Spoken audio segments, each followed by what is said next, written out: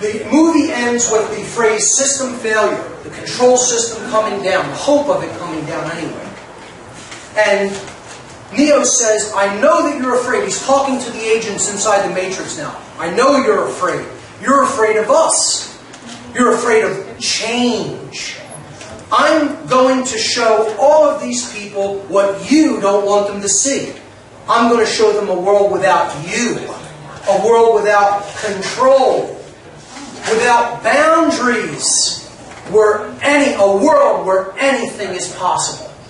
And synchronistically, when he's saying the words where anything is possible, right after that, when this fades out, it zooms in to the M and the F, male and female, I would suggest.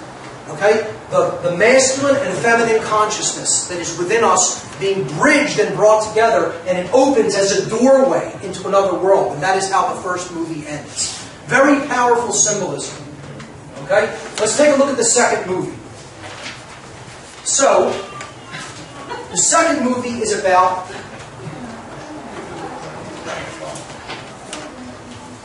why are we in the Matrix? And this movie gets into much deeper philosophical frameworks than even the first one.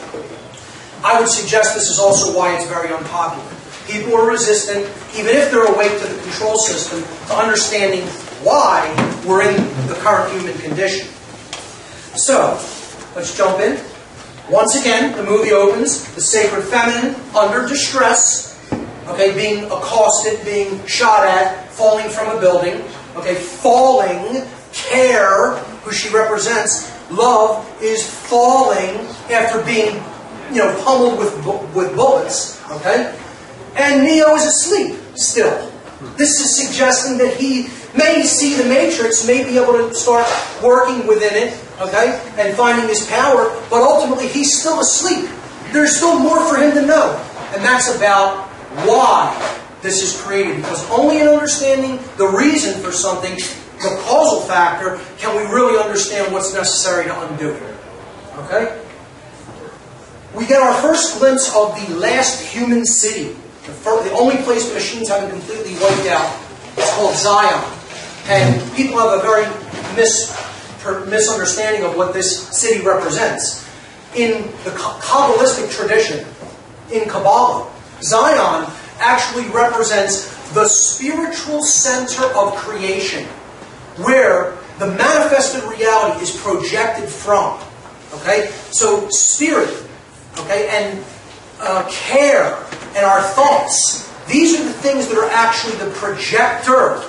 And then the projection is the physical manifested reality.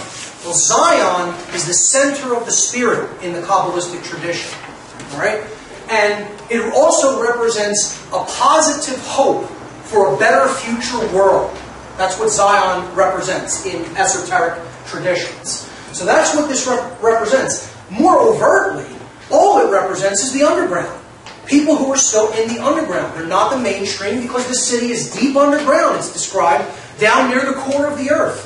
Well, there's a core of people who know the truth, and they're basically still deep underground. Internet radio, fanzines and magazines, and things, meetings like this and conferences like we're having. It's not mainstream. It's still very underground. We're trying to bring it up to the surface. Okay, but it's still deep in the underground world. And that's what Zion represents. There's a big conflict between